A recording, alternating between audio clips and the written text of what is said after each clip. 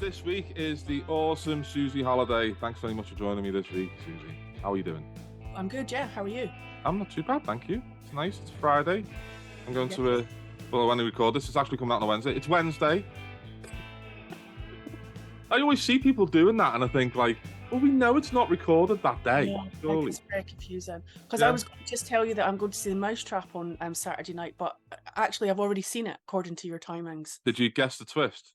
Well, I actually have already seen it, so it's going to be my second time. However, I can't remember the twist, so that's quite good. Mousetrap was always that show that was kind of marketed as being like, you know, don't tell anyone the ending. Yeah. But it's also been on stage for like 70 years. 70 years. I mean, No one's ever told me the ending. I can if you want me to. I don't. No, I can't remember it because I can't remember it. So I'm looking forward to seeing if I can remember it once I start watching it again. We're going to this new Turkish restaurant tonight. Oh, nice. Well, it was my daughter's 17th birthday the other week, and we were supposed to take it out and for a meal, and then we ended up having loads of people around at our house instead, which wasn't what she wants to do. So we're like, right, we'll go for a meal and we'll go and watch Ant-Man, and then that's come out the picture house already. I thought, yeah, so like we can't go and see that. So then we went to take it for a meal last week, and we ended up like getting knocked back from everywhere because everywhere was too busy. Oh no. So we were like, right, okay, so I'm gonna have to book a table. So there was, so like 3 weeks later, finally taking it. So yeah, so I'm looking forward to that. But no, this isn't what this is about. So you are known as SJI Holiday as well, and Yeah. you don't have a Wikipedia page, so this has made my life a lot more difficult. Because now I have to use this website that you actually can. Was it you or was it? No, it was Mark, wasn't it? Mark Edwards sent this Mark out. Edwards mentioned it, but I had come across it before and found it to be vaguely accurate. So let's see if it is. So like there's a website called bookseriesinorder.co.uk or .com. I don't know which one it is. And it has, like, you know, all the books that an author has written, but it also has a bio underneath, which seems, we think, maybe like cribbed from just a Google crawl of, like, you know, just like, you know, they've just tried to get as much, and it's just all automatic. So some of it doesn't make any sense, which is great. Like my one I read is ridiculous. It's like it's got random facts just laid in, and they all don't seem to be true, but they actually are, which is the weirdest thing. So that's what I'm going off on this. But as we've known from the last couple of episodes, I don't really tend to, like, Callie's at like 5 words, and we did half an hour on 5 words, so that's not going to be what this is about. But this is just like a general framework. So it does say Susan Jennifer was it Ingalls? Ingalls like Pringles. Otherwise known as SJI Holiday, is a British writer best known for the writing of psychological thrillers. Do you feel like that's what you're best known for? Pretty much. I kind of covered them all, really. So it says you grew up in the small Scottish town of Haddington, East Lothian. So is that where you were born? Well, I was born in Edinburgh, which is where the nearest hospital would be. But yeah, I grew up in Haddington. So how far out is Haddington from Edinburgh then? It's about 17 miles. Right. So back then on the bus would take about 2 hours, but there's an express bus now which takes half an hour. So yeah, not far. So what kind of town is it? Is it a suburb? Was it middle class, working class? What kind of place was it? Oh, it's like a small market town. So quite pretty, like a river running through it. Sort of two kind of big different sections to it, like a newer section on one side of the river, more kind of old stuff on the other side. Known for being the birthplace of John Knox. So my school was called Knox Academy after him. Oh. It's a big statue thing of him, which always looked a bit scary, kind of hanging over the building. Yeah, that's the claim to fame from Haddington. Also from Haddington, Fish from Marillion is from Haddington. So Fish from Marillion is from Haddington. Yeah. That's amazing. And he used to come into my dad's shop and buy his papers. So yeah, I met him a few times. Oh my God.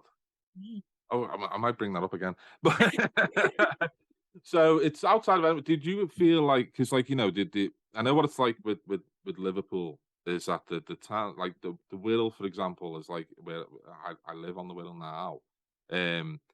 It's kind of like it's not quite Liverpool, but it's like you kind of have this affinity to it. Like I can get into town quicker than most people in Liverpool into the city centre because I literally live by the tunnel. But it's not classed as Liverpool. So when you have those little towns that are just outside of these major cities, do you have any kind of affinity to Edinburgh? Yeah, definitely, because I still feel like Edinburgh's like my city, and it's where I grew up and where spent a hell of a lot of time when I was growing up. So yeah, I sort of feel connected to it. And if anyone asks where I'm from, I'm say Edinburgh Mm. because they don't know the towns. And it's interesting when you meet people from different parts of Scotland because they've come from different directions. So I always think all the towns are on one side, but they're not. Obviously, they're all the way around. Um, so then I say, oh, it's like 20 minutes from Edinburgh Centre, and they name a place, and it's somewhere I've never even heard of because it's on the other spoke of the circle. Yeah. So yeah, actually, there's a lot around Edinburgh, and like all places now, they're all starting to gradually join together. Um, Haddington has expanded so much since I lived there. There's like a whole new town attached to it. And where my parents live now, which is just a bit further along, sort of on the coast, it's almost all joined to Edinburgh now, but town by town by town. So yeah, just really different. So it says you're the eldest of four siblings. The Yep. eldest. So you're the first one. What was your mum and dad doing when you were born? What was your dad's profession? What was your mum's profession? So my mum would train to be a nurse, and then got pregnant with me, so she stopped that. So I ruined her career. Sorry, mum. Um, then my dad was well, he did lots of things, but eventually he was a newsagent. So he started off. He was a chimney sweep, a window cleaner, Wow. all this stuff. Then him and his dad bought a shop, newsagent shop, and that's what they had for about 20 years, I think. Um, and then he bought a pub. So there was a bit of overlap where he had a shop and a pub, which is ridiculous because he already worked 12 hours a day. So then he was working like 18 hours a day. So I didn't really see him much. But then yeah, so I grew up sort of in a pub, in a shop in a pub. So just around a lot of people.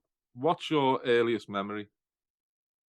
Um, Probably in the shop actually downstairs there was like a cellar where all the stock was kept. And I used to love it down there because like there's like shelves and shelves and shelves of toys and sweets and everything in there.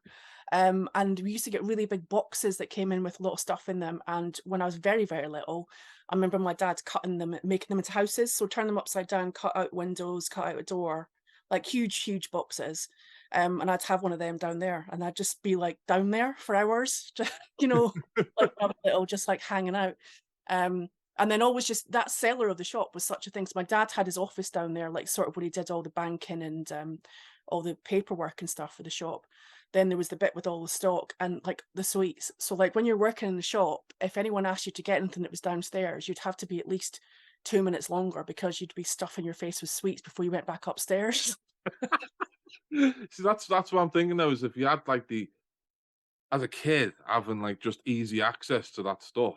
I mean, like, was there ever any limits on like, you can't eat the entirety of the stock? Like, Well, yeah, we weren't supposed to be eating any of it. Like this was done illegally. Um, you know, so like when I was a bit older and I was working in the shop, it was still the same. Like someone would say, "Oh, can I get this?" Blah blah, and I'll say, "Yeah, it's downstairs. I'll just be 5 minutes." And we go down there, right? What can I quickly eat in 5 minutes while I'm looking for this thing?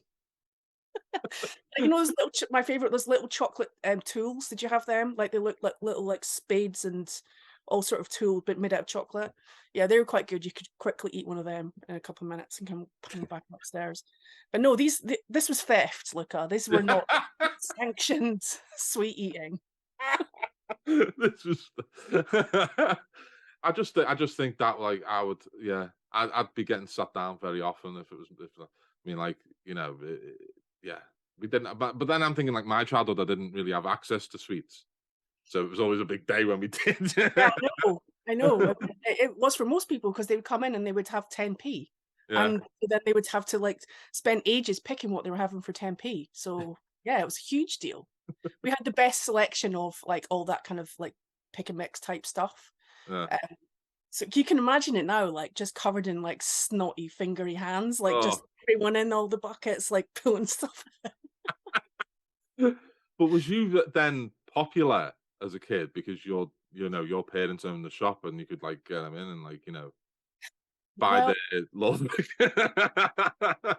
it was kind of weird because of my dad being like a local businessman. I was always just known as Alan's daughter, Right. and I still was known as that until I was about 28.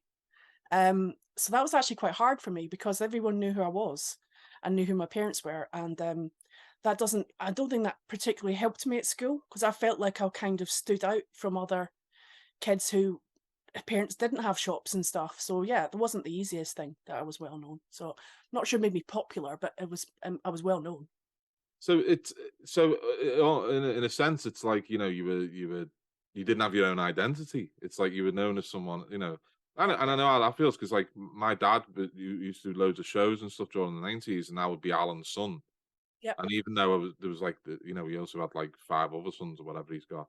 It was like because I was the oldest one, it was like, and I was always with him because I wanted to be with him. It was like you're Alan's son because my yep, dad's yep. called Alan as well. I'm not just we're not the I same. worked that out.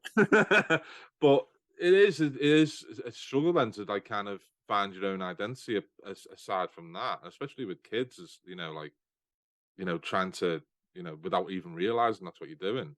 But you're Yep, yep. also the oldest of four. How old were the other brothers and sisters? So my twin sisters are 4 years younger than me. Right, so Four you got and a twin half. sisters. Yeah, and then my brother is 7 years younger than me. Well, that's interesting. So there's big age gaps, really. Then, Yeah, yeah, and did that mean that you were kind of not just a big sister? You were almost like another, yeah. another parental figure in that sense as you got older. Absolutely that. Absolutely that. My brother actually said that at his wedding. That he felt like I was another mum because like that 7 years, like I definitely felt like I was looking after him as the baby, and also because the twins were in between, they had each other as well, so they Yeah, were kind of in their own little world most of the time, and then we were the other sides of that. So it was quite an interesting dynamic. I was very close to my brother. yeah. I mean, exciting 'cause, as you know, like I've got my youngest brother is like 20 years younger than me. Yeah, Or that's something like mad. or 15 years younger than me. Um, and it is, you do become that, like, that other kind of like, because also it means that, they'll come to you for everything, throughout their life, that's good as well. But it does kind of make a difference in that kind of sibling bond that you have, doesn't it? Yeah, I mean, it's nice that you're the person that they come and ask things to. Usually it means because 'cause you've done the stuff first that gets you in trouble, and then they know what they can get away with. Yeah. I used to always complain that like my brothers and sisters would get away with way different things than I would, like, like that. Like, I can't believe they got away with that. So, yeah, go to school in local there was a local school, was it in that area as well? So it Yeah, was the yeah. proper town, it was like, it was all self-contained. Yep, yeah, Oh, all that. There's a little, infant school, then a sort of, I think it's different. I think you have middle schools down here, but, like, we had an infant school, then a primary school. So, like, primary 1 to 3 was together in one little school, and then 4 to 7, and then the high school from 11. But, yeah, all within walking distance of each other, those schools. so did you what was the kind of community like then? Was it a proper community back in the like this was the 80s? It was a Yeah. proper community that you kind of grew up, everyone knew each other. Yeah, yeah, yeah, absolutely. Still is like that. Like really, it's slightly different, I suppose, because of the expansion of the town. But there's still that core where everyone, it's all very close knit and people know each other. And yeah, it was a nice place to grow up. It felt safe. Like I remember one time I was out with my friend on our bikes when we were about 8, and I fell off my bike, went over the handlebars, smashed my face off the pavement, and a guy pulled up on a truck, and I recognised the name. It was like the one of the local kind of companies down the road, and he said, "Oh, I'll take you down to the shop." Like, because he obviously knew who I was because of my dad. So it's quite helpful sometimes that people knew who I was. So he kind of scooped me off and took me down there, and my whole face is like covered in blood and whatever. Oh, Um, Took me in there, and then I had to be off school and stuff. I didn't break anything, but I just really mashed my face up. I remember just being at home, like feeling really sorry for myself while all the scabs started forming. And then I had to go back to school after about a week, and I was all still covered in scabs. And like I think I was about, yeah, I think I was 8. So like kids are just like staring at you, going like, "Look at the state of you!" Like all these like, you know. Um, God. I still remember that man. I actually can't remember his name, but I remember him picking me up and being like, so kind to me and taking me down there. And that's exactly the kind of community. Like, and I've thought about that since and thought, oh my God, anyone could have picked me up, but it wasn't like that. Uh, Like, I knew who he was. Um, And yeah, everyone was really kind of, it was just everyone who knew everyone, and it was quite nice. What kind of kid were you back then? Was you you know what kind of thing were you into like as in primary school and at that age? I was really into reading really, really early. Like, so one of the things in my dad's shop as well was having, so he had this, it was a newsagent, but it sold everything. Like, it had a whole big section of cards, loads of toys, sweets, papers, obviously. Um, Everything that was seasonal, he was at, like, fireworks, right? He would get all the fireworks. He'd sell all the fireworks. Easter eggs, 400 Easter eggs, all that stuff. But he had a massive book section, like, I say massive, it was sort of two tall bookcases. And there used to be a man who's, I still remember his name, who's called Crawford. He used to come in every 2 weeks and do a rotation of some of the books. So he'd come in from whichever wholesaler he was, and he would swap them around. And there was a huge Mills and Boon section, which obviously was really popular, and those would change quite a lot. And then just everything else. And so as well as them, plus all the magazines and stuff, I would just read in the shop. Like, I'd go in there and read stuff, and go through the back shop or downstairs and read stuff. And then at school, I was just majoring into that as well. So I was quite introverted, which I think is what most writers are saying when you ask them that question. But also, I did have friends, but it was very much like I was more than happy just to be my face stuck in a book. That was kind of my life. What kind of books were you reading? Well, Mills and Boon, obviously, when I was about 10. You were reading Mills and Boon at what age? 10, 11. Thing is, I was a very advanced reader. So at school, you have, Yeah. I'm sure it's the same now. They have like levels of what you're supposed to read. And so by the time I was in primary 5, I was reading primary 7, because it was just, that's just the way I was. So then I was just reading. Used to go to the library, and I had to get permission from my mum to get 2 sets of library cards so that I could take out 6 books a week. So I was just constantly reading everything. So yeah, I went straight from all the usual stuff, the Enid Blytons and the Mallory Towers and all that kind of thing, straight into, like, yeah, Mills and Boon, Jackie Collins, Stephen King, like very young, very young. So Um, Read anything. I just read absolutely anything. I just loved the whole, like, being transformed in a book. So yeah. was the library important then? Because obviously you can't buy 6 books a week, you know? So yeah, well, I loved the library because I had 3 libraries basically. I had the school library because you could take out whatever you liked from the school library. I had the library, and then I had my dad's shop careful reading library. And I think that's why in most of the books I read now, I read them very carefully. They don't look like they've been read.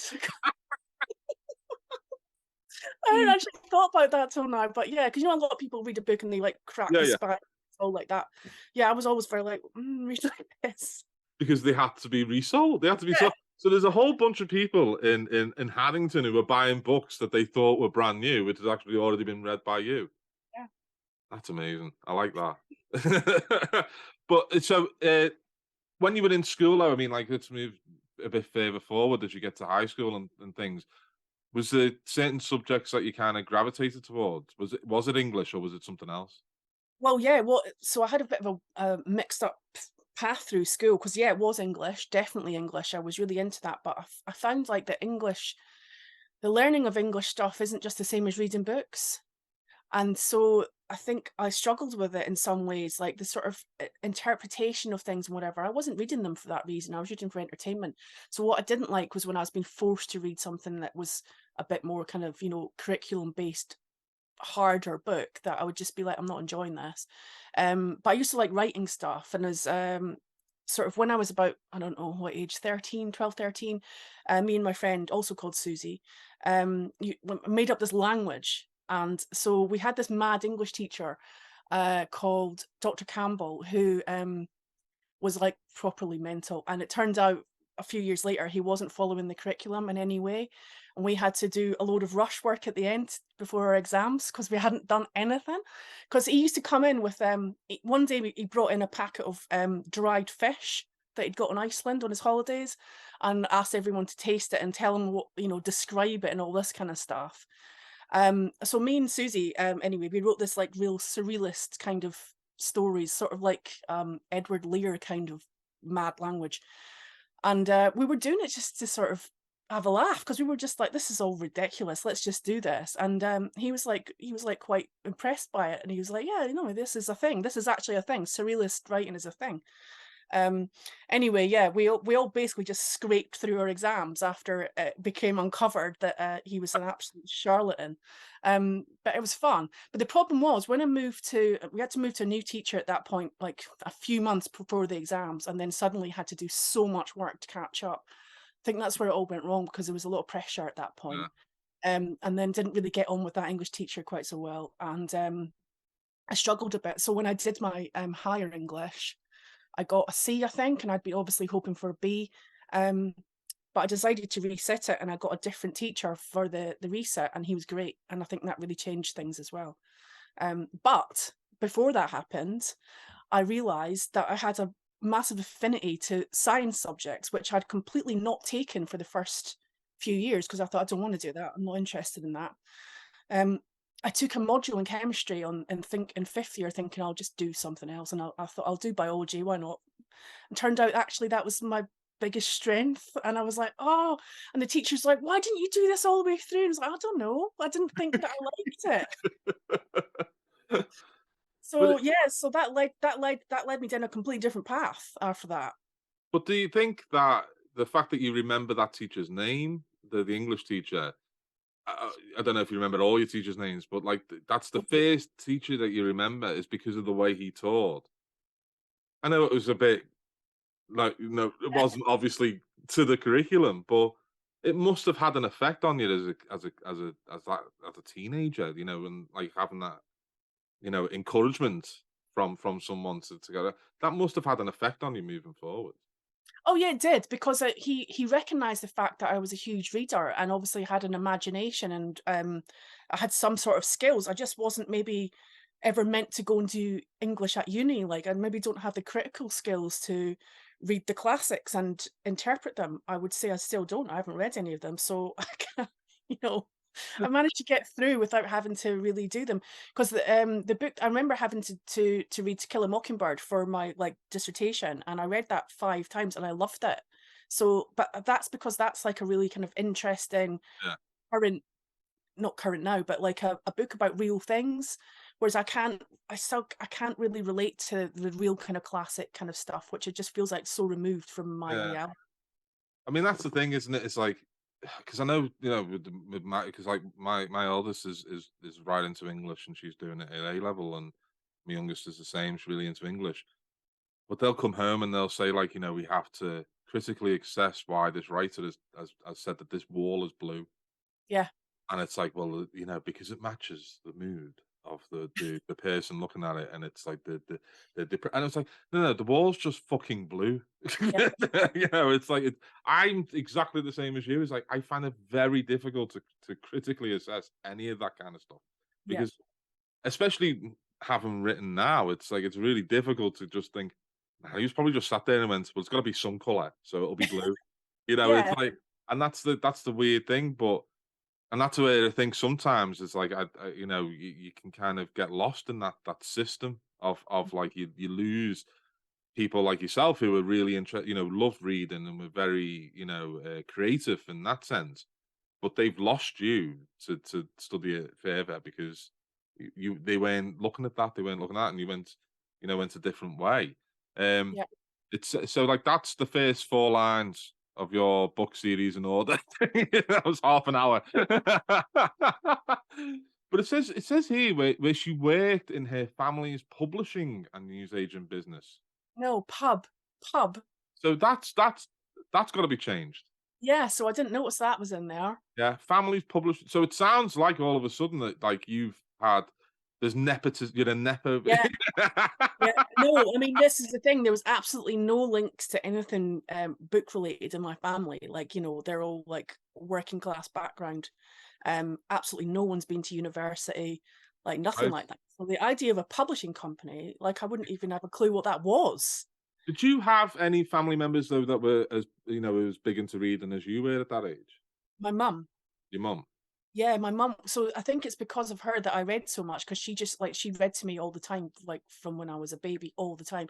And as soon as I could start reading, I was reading myself. So I think we still encourage each other to read a lot. She reads a bit less now, but like all through my life, really, she's been a massive reader and massive encouragement. And she's the one who read all the horror books that she used to hide in the cupboard and I found. So it's her Yeah, fault. I went down the dark side.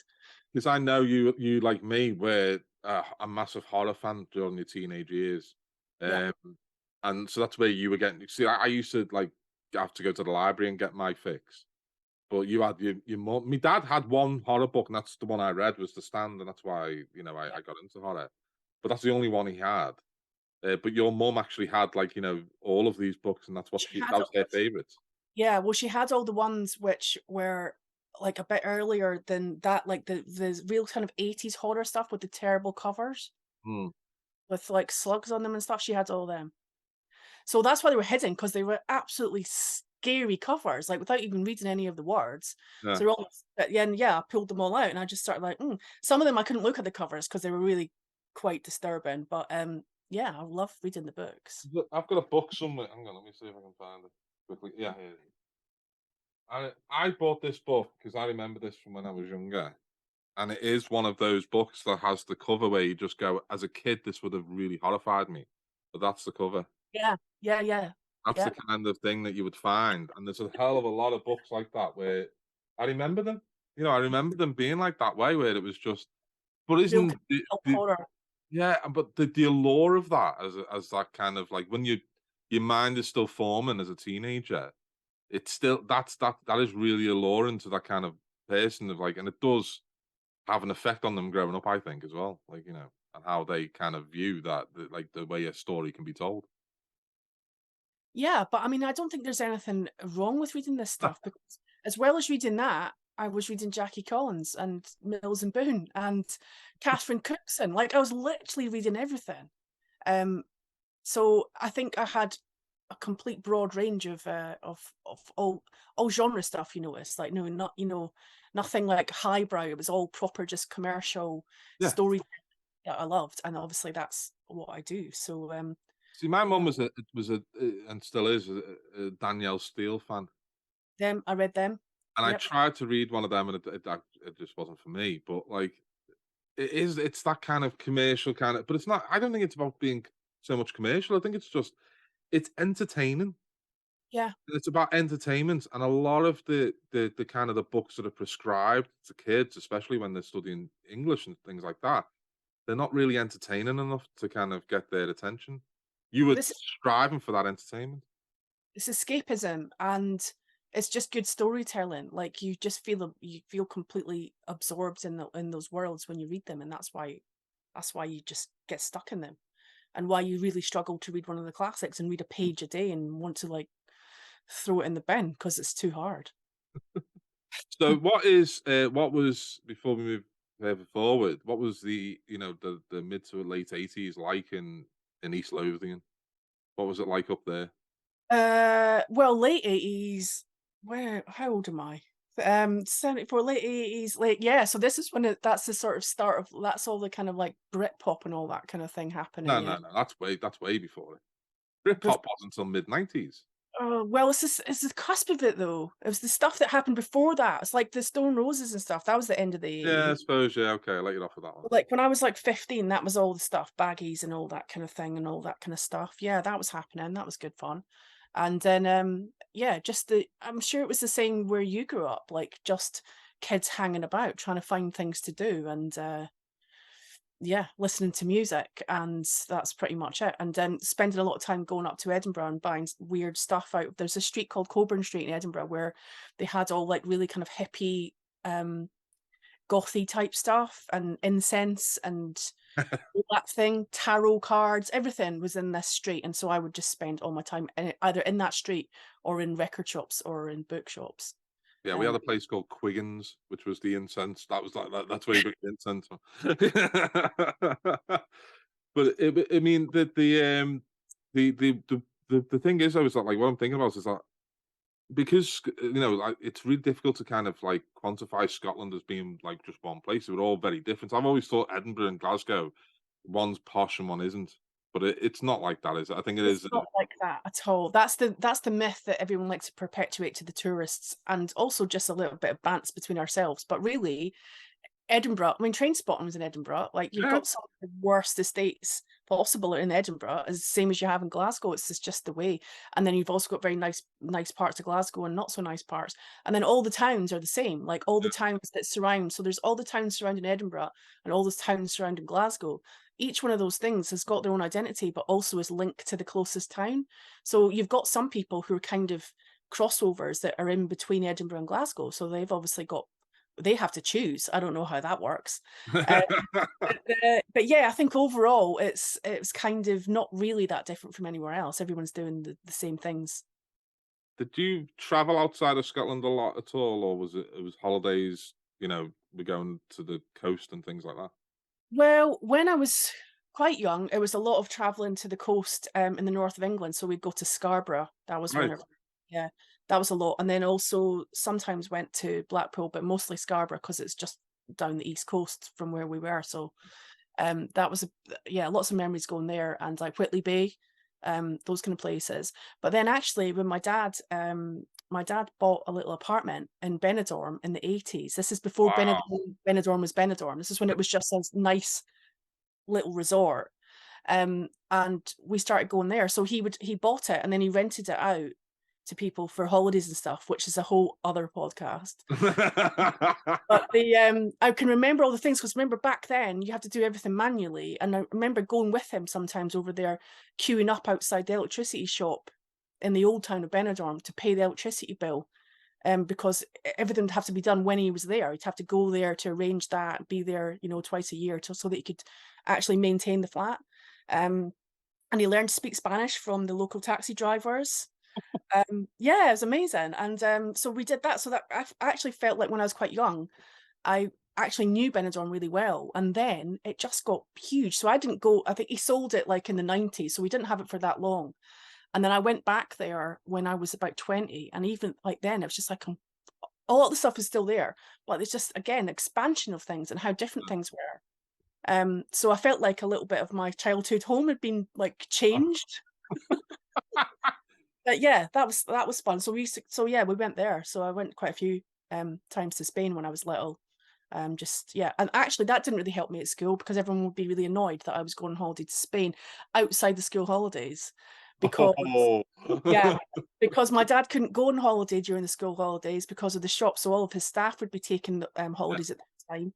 So we would go on holiday in May or October, so outside holiday time. And yeah, I was really not popular for that. So I mean, the thing, the people to be speaking to here, the people you grow up with, are like that Susie Holiday, so up herself. Yeah, that was before I was even called Holiday. They just that's true. Yeah, knew it was going to happen. but like you mentioned earlier about having a friend called Susie as well, who you would write with. Are you still in touch with her at all? Did she go? What did she go on to do? She lives in Spain now, and Wow. she's a The translator. Benidorm. No, no, in Barcelona. And I think she's a translator, and Wow. she's got a couple of kids, married to Spanish man who's lovely. And yeah, so I'm still in touch with her. I haven't seen her for a while. I saw her maybe about 6 years ago. But yeah, we're still in touch. But did her kind of writing career stop with that surreal kind of? I think so because actually I found this one of these really surreal stories a few years ago, and I sent it to her, and she was like, "I can't remember writing this." Oh wow. Yeah, but I could remember writing it, so maybe that's where it But splintered off. yeah, it had an Yeah. effect on you. Like, but was you writing anything else on your own at that time as well, or not? A few things, like I think when I was younger, I was writing more things like the little ones that you turn into books and stuff. I actually found one of them in a box not that long ago where I stapled it and drawn a cover and all that kind of thing.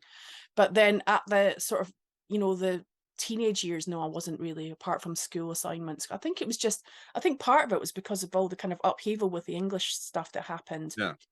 Um, I just decided then at that point that wasn't what I was going to do when I left school. So I had to take a different path. So there really wasn't really any time for that. So it kind of got shelved. So we'll talk about that different path now because it says you went to college at St Andrews, Dundee. I'm assuming that's not right.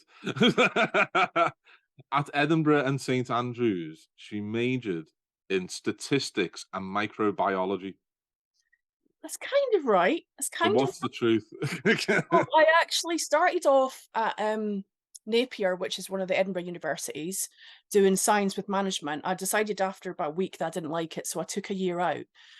Then I went to St Andrews and to do experimental pathology, which I discovered literally on my first day tour of the lab meant I was going to have to cut up animals, and I was like, "Whoa, wait a minute!" That's something to find out So for the yeah, so I first decided I didn't want to do that after all. So I switched it to biochemistry and psychology, and that included doing like biology, chemistry, all sorts of stuff. Anyway, I did that. I was at St Andrews for a year, but I only really attended classes for about half the year because I just found it too much of a leap. Like from what I'd done at school, I didn't do like advanced hires, so I kind of felt like because also I remember I've come into science quite late, so I haven't got the like long grounding. I've only got like the sort of top level. So going from that, even though I got into this like prestigious university, you know, women in science and all that kind of thing, Mhm. obviously helped. Um, but when I got there, I felt like it was just jumping up too much too quickly, and I kind of I just wasn't enjoying it really, and I so one I don't know after what some experiment I'd done where my lab coat was covered in stuff, I chucked it in my locker, and then I didn't go back to that lab class for about 2 months. When I went back, it had literally disintegrated apart from one little strip. So yeah, I'm not sure I was actually meant to be a chemist. But anyway, at that point, I knew the thing that I liked more was biology. So I actually switched uni again, went to Abertay Dundee, where I did microbiology and biotechnology, and that's what I did till the end. So I got my degree in that. So that was all talk about pandemics and all that kind of stuff. And then when I finished, I just wasn't quite sure what I wanted to do. I didn't really want to work in a lab because I'd done my project in a lab in France actually as an exchange trip, and the experiment failed, and it was like a waste of 3 months. Wow. So I was like, I'm not sure I could go through this being my job, working in a lab. So I was like, how can I work in something medical sciencey but not work in a lab? So that's when I did a master's in statistics, and ended up going working in pharmaceuticals. So that was kind of there's my healthcare link, which comes back from my mum who didn't finish her nurse's training, but you know, So you're the first person in your first person in your family to go to university, yeah, and not only that, you're not going to do some arty-farty degree like a Mark Billingham. You're going to do a proper one. You know, like you're doing yeah. it. You know, you're doing like a proper sciencey subject. Mm. What was the reaction from the family when you did that? Well, they loved it. They loved that I was doing something, especially my dad, because like obviously my dad is so come from one thing to the other to set up business. Like that, as well as having a shop and pub, he also started a property business. Like he just kept building. And so for him, working was a big thing, and he wanted to push me into that without pushing me. He wanted me to be a lawyer at one point, but I wasn't going there. Um, and so they all really liked that I was doing that. And the thing was, I felt at the end of it, like a lot of people after they finish uni, they're kind of like, "What will I do now? I'll take a break. I'll go traveling or whatever." I felt like I couldn't do that. I felt like I needed to get a job straight away. So even the subjects I chose and the things I looked into were geared towards me getting a job, getting a career. Like, so I never really felt like, you know, if you'd asked me then if I could be a writer, I'd be saying, That's not a job." Yeah, yeah. Because I don't know anyone who's in that as a job. So I'm thinking, how that can't be a job. And I did think that for years and years while I continued to work in science. So Fair, I still think it. So. But so this is now we're moving to you've graduated. It's like mid-90s, mid to late 90s. yep, So we're talking like 25 years ago now. That's yep. right, isn't it? Yeah, I graduated in 99, I think, 98, Yeah. 98, 99, yeah. So it's just scary to think that's over 20 years ago. Jesus I God. know. But anyway, so I know you're in London now. How did Mm. when did that happen? Did that happen straight away, or did you work in Scotland for a bit? No, I worked in Dublin first. Dublin. Yeah. Okay, that's interesting. So when in 99, my dad sold the pub. Right. Decided he was going to do something else. He'd had enough, which is fair enough. Like we'd had it for 10 years and it was great, but it was tough. I did for a little while think I could take over now because I'd just finished uni. He didn't want me to, because he wanted me to go and do something of my own. And I'm glad in hindsight that I didn't, but it was quite hard to leave it at the time because I felt like my whole life was kind of around that. Because even when I'd be at uni, I'd be back for the holidays and just that whole kind of community thing was my life. Anyway, when I finished my last thing that I did in uni, that someone came to do a talk with us, and she worked for a contract research organization within pharmaceuticals, which I'd never even heard of at the time. And I'm sure you've never heard of, and I won't bore you with the details. Basically, they do clinical trials for new drugs and whatever, but there's sort of like people who facilitate them for the pharmaceutical companies. And she talked about how statistics worked in that, and I was like, oh, okay, this is what I can do. And then the place she worked for had openings, and they had offices in Edinburgh, Dublin, and Bracknell, which is in Berkshire. And I thought, well, I don't want to go there because that's just a bit of a random town nearish London, but I didn't want to go there. I didn't want to stay at home. I wanted to go do something different. So I'll go to Dublin. So yeah, I went to Dublin in '99 and worked there till 2001. I came back. So that was mad. Like that was more mad than any of the time I had at uni. But I mean, you've gone from this small town, like Mm, that was the community, and now you've gone to a major city. I mean, yeah, obviously, when you were in university and things like that, you were in major cities, but this is not somewhere you can just get on a bus and get home. exactly. This is like, there's water between you. How did you, like, how did you approach that? Was you confident enough to just go and do it, and it didn't even bother you, or was there moments where you were like thinking, Have I made the right choice here?" I don't know. I think it was quite easy because the place I went to work had there was about 20 of us in the department, of varying ages, but kind of similar ages. Um, some people quite new to the job, some with a few years experience, whatever. But everyone was just really friendly. And so it just made it easy because I became friends with a couple of people quite quickly who are still my friends now. And that just became basically having fun in Dublin and getting paid for it. That's the tagline. Having fun in Dublin and getting paid for it. I mean, that's the tagline to a certain kind of story. I mean, Yeah. So then, but the thing was, by the time I'd been there like 2 years or whatever, I was actually starting to just feel like I wanted to go back home.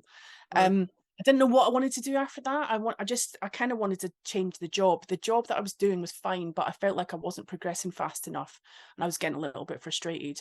And then a job came up in a place not far from where my mum and dad live now, and I thought, I could go there, and I got a better job there basically. So I went there. And I went there. You're gonna like you don't know any of these things, and they're just all going to keep coming at you. So after I'd been there for about a year, I decided I was a bit bored. So I decided I'd go back to uni and do a PhD.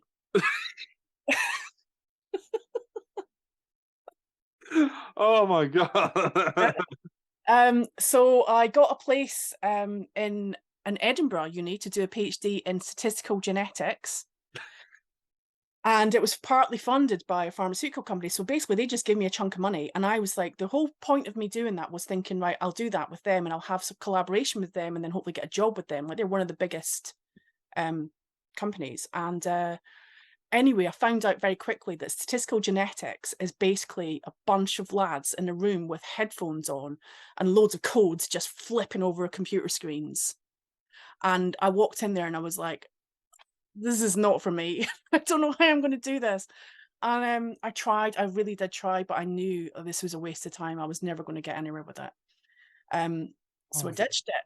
I ditched it and then looked for jobs in London and left and moved down to London. all right, before we get so, you were almost Dr. Susie. That would have been amazing. Yep. But you've ditched that. How did that come about? It was like this suddenly, okay, I'm going to just go down to London. That's a huge decision. Yeah. It's the other Yeah. end of the country. Yeah, I know. Well, so the good thing was I've got quite a lot of family down here. So my mum's siblings moved to London when they were Right. young, like sort of 16. Wow.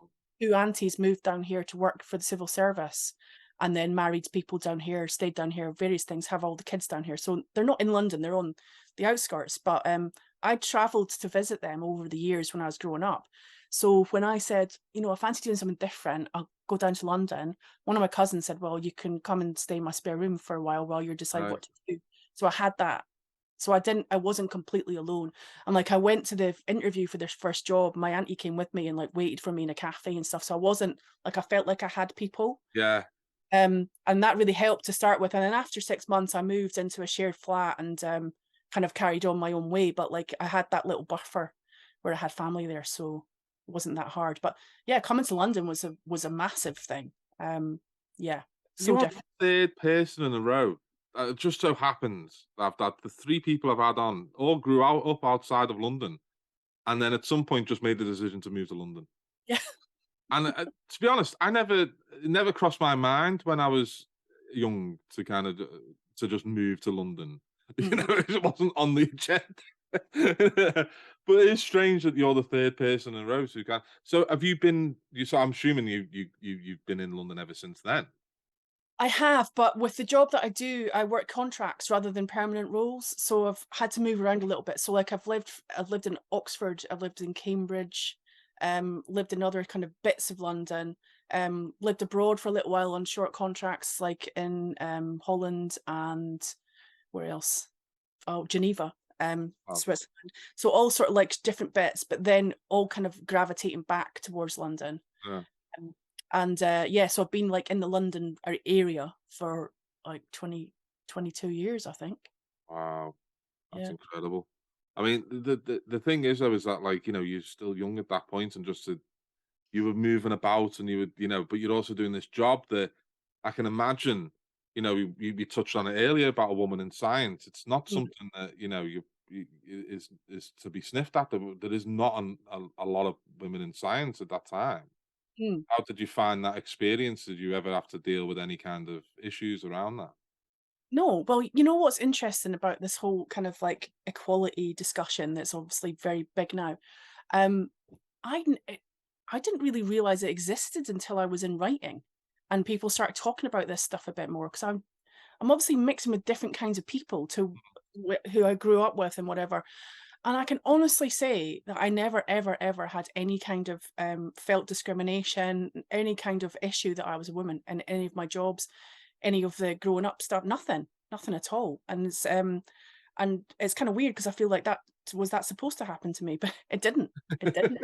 And then in where I work now and all through the industry, there's loads and loads of women doing it. So it just doesn't really feel like there's an issue there. I mean, I'm quite sure there might be that maybe the men get paid more than me. I don't know. I don't know what they get paid, so I don't really care. I But find out. Give him a ring now. No. It's the only thing I think about because like both my girls go an all girls school, and it's only recently that they've started doing this kind of like STEM programs and stuff like that. yeah. And it was noticeable by its absence only when it came up, that they hadn't been focused on trying to get more of their students into more science, subjects moving forward. So like my youngest does all of these kind of things where she was at it's called is it levers, which do they do like like soap detergents and stuff Yeah, like yeah, yeah. Lever, yeah, yeah. that. So she went and did this whole thing a couple of weeks ago where she had to, on this like trip that was organized by the school where they had all different schools coming and they had to like present like their brand type, this is their new invention type of thing or something. And what she noticed is that, like, she's only been around girls, and then as soon as they go to being around other kids, though, it's like it was all boys. It was Oh, all yes. boys. So that's that. So like, as much as she's kind of like, oh no, this is all like women in STEM type of thing, it was still like as soon as they started mixing, it was Mm. still there was a hell of a lot of boys. But that's why I was interested in asking that question because I've been thinking about it the last like week or so. Is that like maybe there is still that kind of stigma of like you go and do something else type of thing, but maybe I that's don't changed. think I don't think there is. I don't think there is at all. And I think definitely there's a lot more women just doing it and it doesn't even feel like a choice. Like, my careers advisor at school when I was 14 told me to be a hairdresser. This was based on absolutely nothing because at this point I was like straight A students in like all the top subjects. And he's like, he hadn't even looked at that and he hadn't even considered what I might want to do. And I was just like, right, okay, you're going to be helpful. I mean, So that's the thing, isn't it? It's like the progress that can be made in 30 years is that would not happen now. yeah. I mean, it just would not be said, like, By the way, I'd love to be a hairdresser. I actually went and did a course on hairdressing just as a sort of side thing. I actually quite like that. It's a great skill to have. But hang that, on, yeah, that, do you do any hair cutting now? Is it like a little Jamie, I cut Jamie's hair for him. yeah. Oh yeah, so he goes and gets. So the thing is, right? So he likes a bit long on top. He goes to get it all trimmed, but the guy who up the road who does it always makes a mess of the top. So then he doesn't even get it done now. So then he comes back, and then I'm like, I'll do that. Now this is the next event. So this is Harrogate is like it's an hour of hair. You just cut different crime writers' hair, Yeah, and you give them like different like styles. So like you can have a Joe Nesbo. You can yeah. have. A... Let's do that for a panel. I think that's a great panel idea. I'm going to put that forward. We've mentioned Jamie. When did you meet Jamie? 20 years ago now. Wow. Yeah, it So was was that so when you first came down to London? Is he from London? Is he No, or he's from Ipswich. right? So he was working for a pharmaceutical company in Harlow, which is Essex, and started playing football there.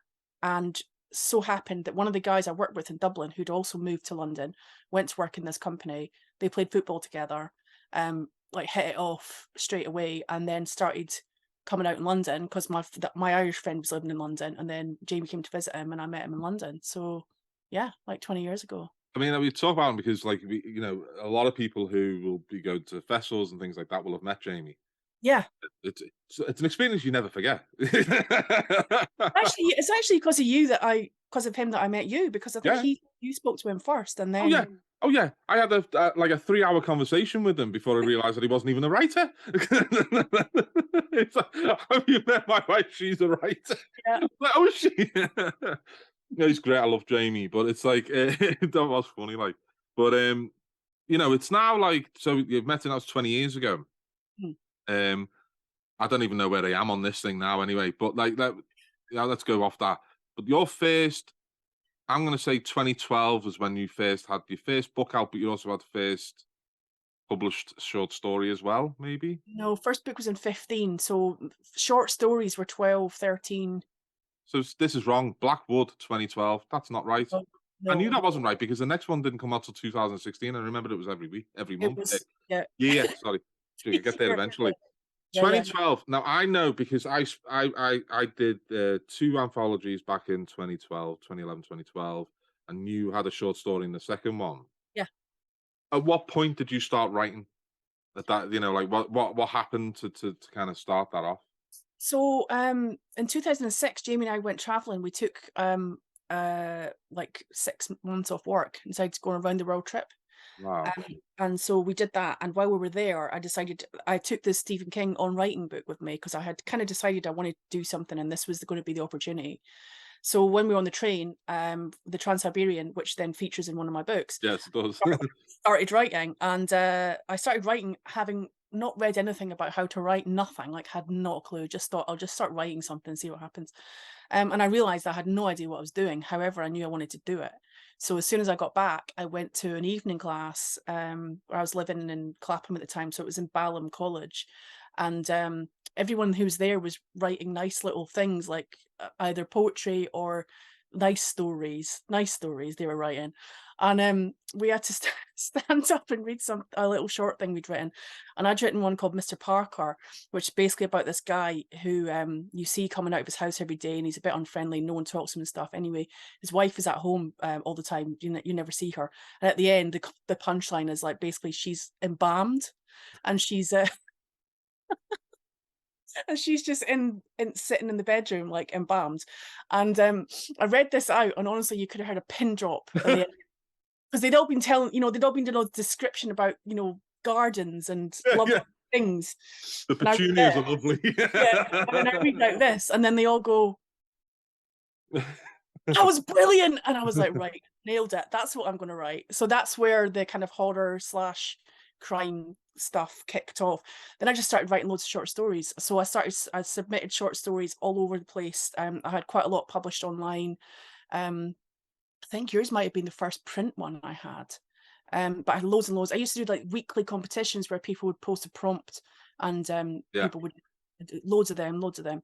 And, yeah, just kept doing that, writing short stories for years. I had loads and loads, and then as I realized I wanted to write a book, but every time I started to do it, I just seemed to stop because I thought, "I know how to write a short story, but going further than that is really hard." And yeah, I mean, I didn't even have a whole one when I got my agent, so I had to learn pretty quickly. But you must have been thinking about writing for a long time before you actually started doing it. You know, it wasn't just like you sat on the train and went, "Right, I'm now going to write a short story." Was you thinking about it for a long time before that? Was there a lead up to it? I think I was always thinking about it because all the time when I wasn't doing it because I was being a scientist or whatever, I was still reading all the time. I was still reading just as many books. And at one point my dad did quip, "Why don't you just write your own bloody book?" Which I did always remember. I was like, I will do that one day. Yeah. But I just again never really thought it was something I could do. It didn't know anyone. The thing is you don't know anyone in that. You don't know any writers. You Yeah, don't yeah. know how do you get into it? I hear about a lot of writers and they've got some sort of background where they've had someone else involved in the world of English literature, and I just had nothing, so I had no clue what I was doing. So I think, yeah, I just always put it in the back burner, and then it was kind of that because the reason for we went traveling was it actually was just after the attacks had happened in London in Oh, 2000. 7-7, yeah. Yeah, and that made me think a lot about stuff, and I thought, that's why we decided to take a break from work and go traveling because it was like, "You know what? Anything could happen to us. We Mm. don't know. Let's just do something." And I think that was what kind of spurred me on to kind of make the change, and it's like, "Can I do this? I'm gonna try it and see what happens." Do you think you gravitate towards crime and harder because that's what you enjoy to read, or do you think there's anything in you kind of like, there's any kind of impetus from stuff that like as you grow up, or has happened in your life that kind of makes you gravitate towards that kind of genre? I think it's a bit both. Like, I think I like it because I always was attracted to it growing up because I think it's a good way to deal with any of life issues because you're kind of going into something much darker and worse than where you are, and anything that's causing you issues, like in the book, it's not there. Mm. And I think when you read a horror book or you read a crime novel, you kind of come out of the other side, and then you're safe, and then you put the book back on the shelf. And I think that was always how I lived.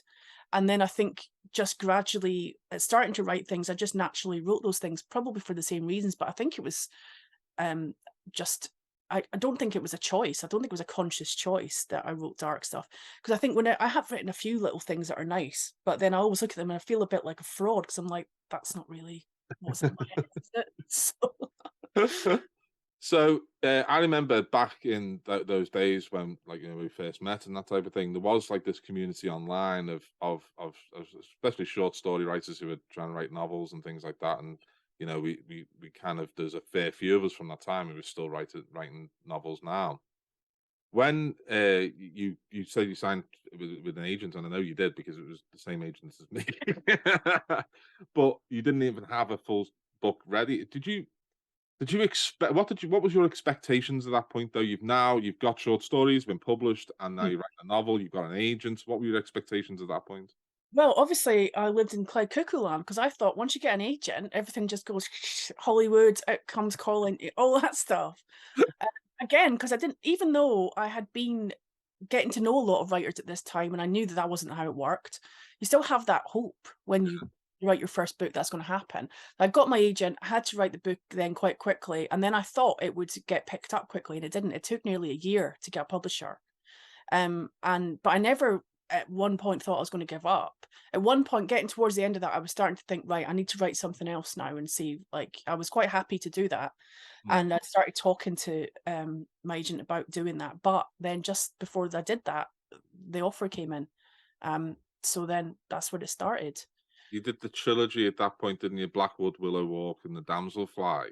Yeah, And it says 2012, but that was 2015. So it yeah, did take it was a few years between us meeting and you actually getting that book out.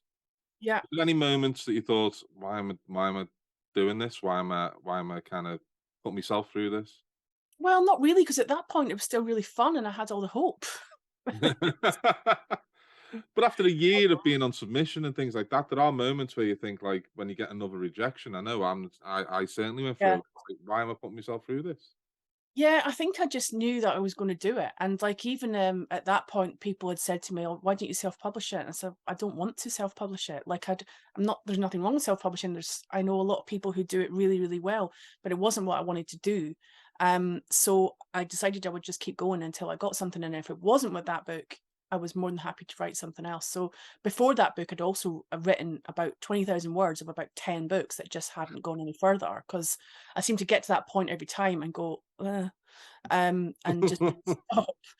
So that was the one that I had, but that one I was forced to finish because I'd got the agent. So Yeah, actually, if he hadn't signed me up at that point, that book might never have got finished either. So that's interesting. That's uh, interesting that you have all these like kind of unfinished ideas type of thing as well. It's like, but it's also you're working full time at this point as well. You know, you're not. It's not. Is yeah, it that right? You know, it. So this was something that you were doing at odd hours. I imagine. Were you? yeah, Is it late at night or early in the morning? night. Night. I'm definitely not an early morninger, and also at that time I was driving into work, so I was not always local either. So that for a lot of the time, I was driving from London out to Basingstoke, which is like an hour. And but that was really good thinking time because I would have to then sort of try and dictate things into my phone, or I'd arrive in the car park at work and it would be like 5 to 9. No, actually it'd be 5 to 10 because I didn't ever go in at 9. 10 when I was meant to be in at 10, and I'd be like, "Ah," and then I'd have to, like, frantically typing stuff on my phone to remember it, and then I'd go to work and then go home, and then I would start working on it. So I was working full time then, but I think as soon as I got my agent, I went part-time, Right. just because I needed the time and because I was doing a job which allowed me to be able, because it's contract work, I was able to still earn enough money by cutting a day off. Mm. Um, that's what I did, and that's what I've been doing ever since. Although it's a bit more flexible now, like I can fit around my work and the writing a bit more easily now. But Well, you say that, but we were supposed to record this on Monday, and you couldn't because you had a Mercury. well, actually, this week has just been a bit crazy with work. Like, so this is my life, right? So Monday, I had meetings and all sorts of stuff I couldn't change. Tuesday, I had stuff in the morning. Then I went out to be all literary and fun and go to a book launch, and then the Harrogate launch party at night, which was great. And then the next day was just full on chaos at work. So it's like trying to balance those two things is a constant battle, even when I'm only working part time. And so today I'm not working in my day job. I'm talking to you, Yeah. and then when I finish, I've got writing stuff to do before I go out and see some friends. So it's like, yeah, I'm juggling. Do you ever struggle with that kind of balance of having that, like, you know, like a normal job and then a job like this? Because it's not like that. You ever struggle with trying to keep that balance? Yeah, all the time, because what usually happens is, like the moment I don't have a deadline because I'm waiting for my edits for a book. But when they come in, then they immediately they have to be juggled around work. And I'm hoping to get through this busy bit of work before the edits come in so that it's a bit easier. Because what happens is I leave stuff till the last minute and then have to do it all at once. And that's really not good. And I've done it for every single book. So it seems to be the way that I work. But I'd really like to not be in that state of panic. Yeah. You've worked so hard to get to the level you are where you know, in the, you know, the normal work job. Do you ever foresee a time where you completely give it up? I don't know. I've thought about this. Like, so last year I took 4 months off. And I thought in that period that I would be really prolific in writing and I would write something extra. And I didn't. So I actually think that I need it. I think I need the structure of knowing that I've got these are hours that I have to do other stuff. Yeah. And then these are hours where I have to do this stuff. And so yeah, sometimes I really would dream of being able to be a full-time writer. And maybe it will happen, but I think at the moment financially, it's just not really viable because, well, I live in London. If I didn't live in London, I could probably do it. Oh, you'd live in a mansion round here. But to live in London and do the things I want to do, I have to still have both jobs. So that it's like that decision does come up every year. I think, right, do I still want to do this? Do I still, and I still do. So yeah. One thing I've noticed about and knowing Jamie, going back to Jamie, is that he seems to have been one of the your biggest supporters from the beginning. Do you Mm. think having his like encouragement and support has helped you along the way? Oh, absolutely. Because he takes so much of the burden off me. Like he does all the washing in our house. Like he's got a cupboard where he's got all his cleaning products, he's got all the washing stuff. I never have to think about that, and my stuff just gets washed and left for me. Although, he does then take it off the dryer and leave it in a big pile, which I would like him to fold it, but, you can't have everything. Um, so, like, he does things like that, and also when I'm working, even when he's working, so he works from home, he works full-time, and at the moment, he's working away a couple of days a week, so on those days, actually, I feel like I have more hours because I don't have to then didn't make tea or be right. It's quite weird. But when he is home, yeah, he'll like bring me cups of tea and we'll go out for a walk together. He always listens to my ideas when I'm like plotting stuff out and like, half the time he's just listening. I'm not sure he really Yeah. wants to, but he just is listening because I just need to kind of say them. But yeah, he's been a massive supporter. Like when my first book came out, he actually contacted a load of independent bookshops and got them to stock it. Wow. He had a spreadsheet of about like 50 shops that he'd contacted Oh my around the God. country. Oh, that's Um, incredible. yeah. I didn't know that. Yeah, loads That's of stuff like amazing.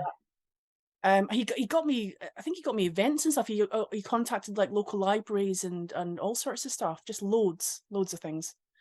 And he's always just really respected what I do and given me the time to do it.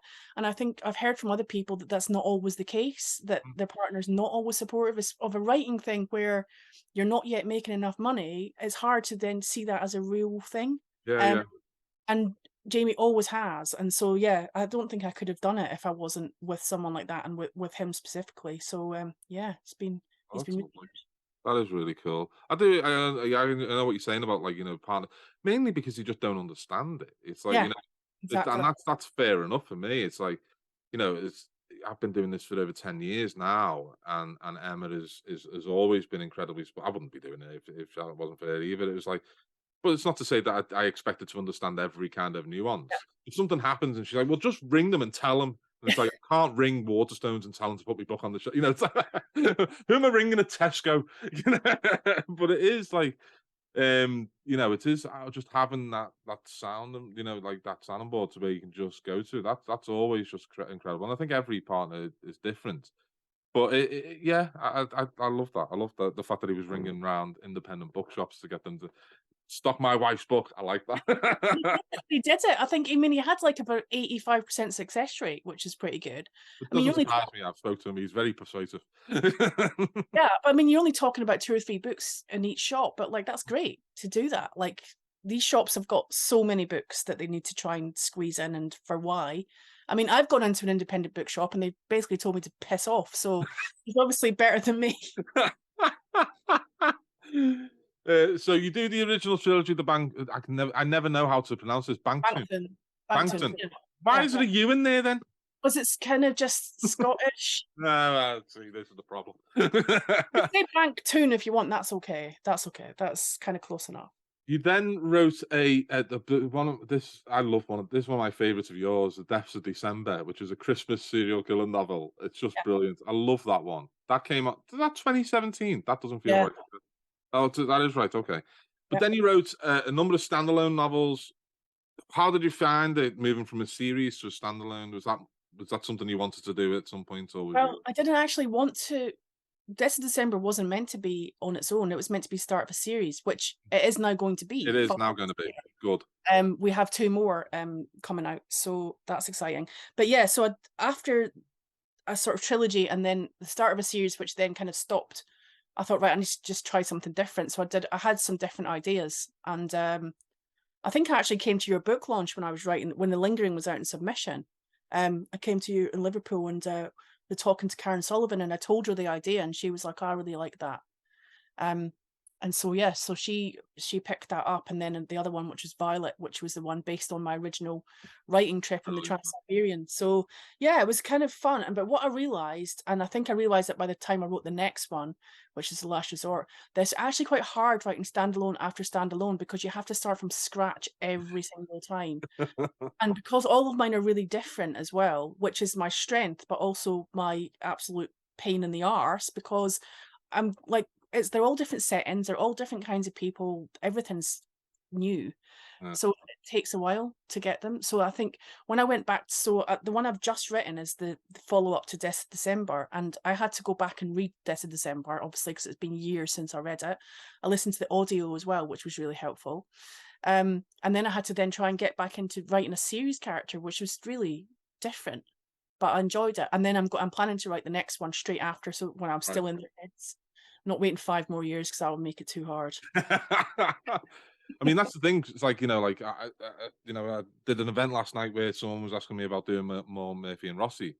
Yeah, I last wrote one of those 7 years ago. yeah. I can't remember anything about it. I No, you can't. remember the bullet points of, so I can talk about them in an event, but I couldn't tell you, like, what eye color Murphy has, or what color hair Rossi's got, or where they lived, or what they would, who the ancillary, the surrounding characters, well, all gone. So the idea of going back now Yeah. it's just. Well, I'm so glad that you are, though, because as I said to you, like, Death of December, I really loved that one. You've also had out The Last Resort, Substitute, The Hike, and The Street is the latest one. Yeah, the street's out in June, In so, June. yeah, that's the one that's only just started going out to people to read, and, so far so good. I It's always don't really scary, that part, when you start sending it to people and waiting for their feedback, Yeah. so, It's when yeah. you don't hear anything, that's I when know. you Well, I got a message from, Mason the other day going, "I've just seen this," like, I sent him about 3 weeks ago. So, a lot of the time you don't hear something because they literally haven't noticed that Mm. you sent it, so that's fair enough. Well, I've got And it, and also, haven't. I wouldn't chase anyone. If people wanna read it, that's great, and if they don't, then I'll just accept that they don't like it. Fair enough. What's been the best moments of your, writing career so far? Oh god. Well, going to actually going on stage in Harrogate is a pretty big one. It's like so in the pandemic year, I was on a panel with Ian Rankin, which is pretty special. And that was a really good year that year at Harrogate because it was quite quiet because a lot of people couldn't come because like you because they had COVID. Well, it wasn't that I even had COVID. I was on the train coming, and then my Oh, wife that's rang right. me to tell me my daughter had COVID. And I was like, and it turned out they all had COVID except for me, and I was the only one who was supposed to leave the house that weekend anyway. Yeah. Oh, well, but apart so that one, but also actually when, as in New Orleans, when, I was part of the Slice Girls, if you Yes, might remember, our cabaret act with some other crime writers, we were on stage at the House of Blues there, which was just that's mad, and actually was the origin story of the fun-loving crime it is writers. indeed, yeah, the same place. So, yeah, so that was, yeah, that I mean, you can't really beat doing something like that, dressed in a corset on a stage in New Orleans, I mean, come on. It is odd the places that a writing career will take you. Have you still got a lot of ambition though in the future, like of where you want to get to and things like that? Yeah, massively. Because whether I decide to leave my job or not is by the by. I want to kind of move higher in books and get more things. Like I don't really have any translations. I've got 2 translations, I think, for Death of December I had 1, Blackwoods had 1, Violets had 1. Okay, that's 3. But, all pretty small, like nothing. What I'd really love is, to be kind of big in France or Germany or something like that. So, these kind of things. And also into TV and film would be nice as well. Like, Violet is in development, but it's been delayed a lot due to the pandemic and various other issues. And then I've got something else that I'm kind of talking to TV people about at the moment, which is all just very kind of early stages. So something like that would be nice. And yeah, just I just want to keep being published because I think one of the biggest things I've realized is anytime I feel like I'm not happy with where I am, I see all the people who have fallen by the wayside, and I think, wow, I'm still doing it. And Exactly. Yeah. that's actually the biggest achievement. Have a book out every year for the whole time you've been doing it Yeah. is pretty good. I mean, that's something that, and I keep saying it because I've literally just realized it last night, is that I've been doing this for 10 years. And it's about being, because I know the people that we knew, the people we know who we used to talk to all the time, who we haven't spoke to in a few years because they just disappeared. It's just gone off the track, like, and it is really lucky position to be in, is to still being published. So yeah, Mm. I agree with you on that one. Before we wrap up, there are a couple of questions I have to ask everyone, and I'd forgotten. Last week's one, I forgot what they were, which is great. But I did remember them, and eventually, I think I switched one of them by accident, and then we got back on track.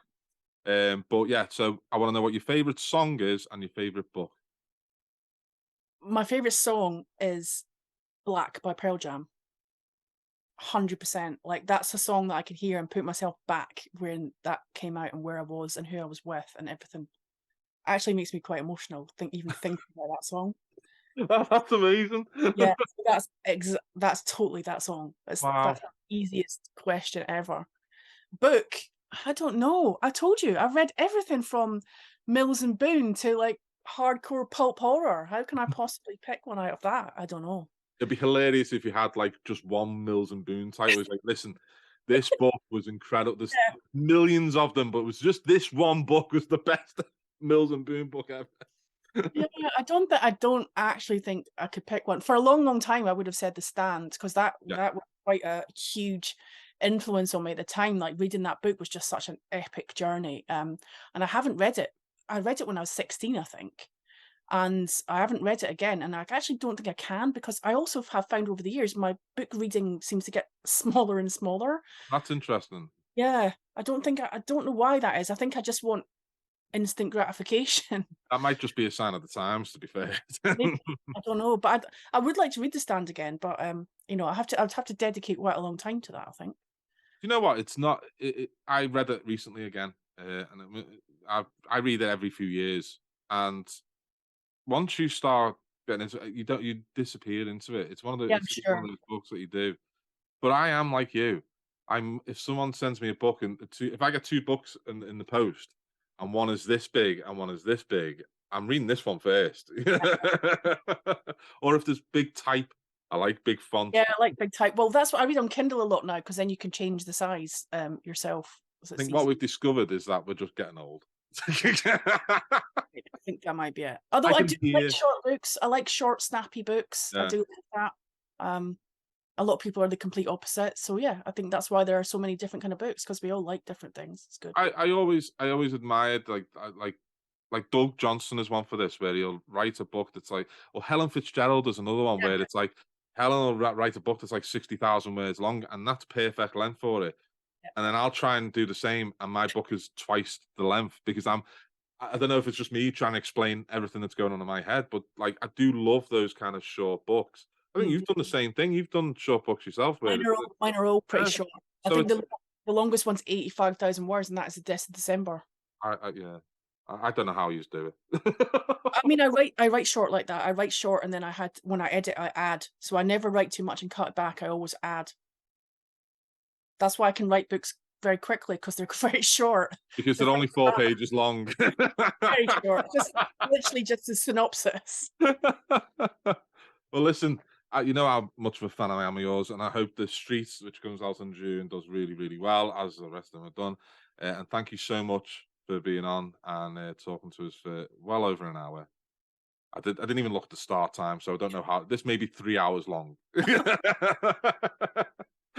But no, thanks so much. It's been brilliant. And yeah, I'll catch up with you soon. Cool. Thank you. Very much.